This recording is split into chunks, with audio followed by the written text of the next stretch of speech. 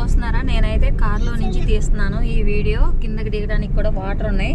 కాలువ, రోడ్డు, చేలు అన్నీ ఏకమైపోయినాయి అనమాట. ఇంకా దేవుడి దయ వల్ల ఏంటంటే మనకి ఇప్పుడు వర్షం పడింది కాబట్టి పర్వాలేదు. అదే నాట్లు అయిపోయిన తర్వాత వర్షం పడితే ఎంత కొన్ని అయితే వేసేసారా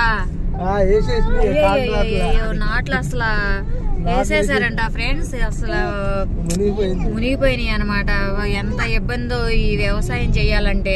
ఎప్పుడు వర్షం పడిద్దో తెలియదు. పంటకు వచ్చినప్పుడు ఎప్పుడు వర్షం పడిద్ది. ఇప్పుడైతే పంటకోకుండానే వర్షం పడింది.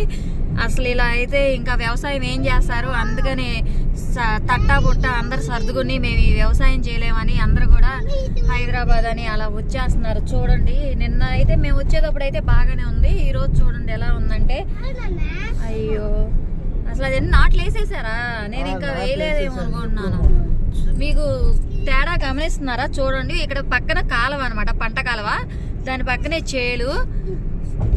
ఆ చేలు ఇలా మునిగిపోయినాయి అనమాట. అదిగో నాటు వేసేసారు. కొన్ని అయితే కనిపిస్తున్నాయి అనమాట. కొన్ని అయితే కనిపిస్తున్నాయి. మెరకల్లో ఉన్న చేలు అయితే కనిపిస్తున్నాయి. అయ్యో అసలు ఎంత వర్షం పడిందంటే బీభత్సంగా పడింది వర్షం.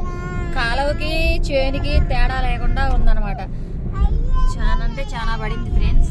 వ్యవసాయదారులకి అయితే ఇప్పుడైతే చాలా నష్టం జరిగింది. మళ్ళీ ఇప్పుడు నారు పోయాలి కదా.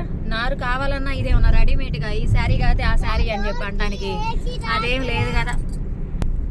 చూడండి ఫ్రెండ్స్, ఈ నారు కాదు ఆ నారు పెడతానికి కూడా ఏమి లేదు. మరి ఇప్పుడు ఏం చేస్తారు అందరు కూడా?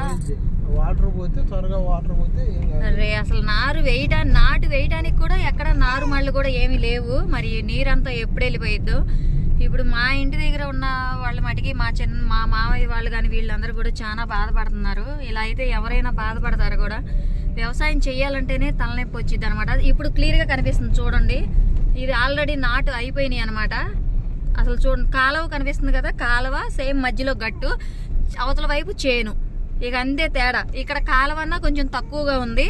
ఈ చేను మటుకి ఎలా ఉందో చూడండి. అసలు మునిగిపోయి ఏమి తేడా లేకోకుండా.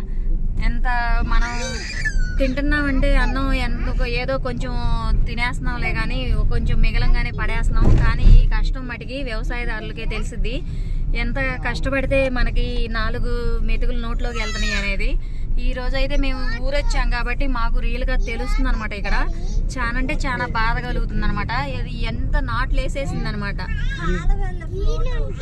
కాలువ కానీ ఫ్లోట్ అవుతున్నట్టు అవుతుంది అనమాట. అసలు అదంతా నాటు వేసేసింది అనమాట. చాలా బాధగా ఉంది ఫ్రెండ్స్. ఓకే.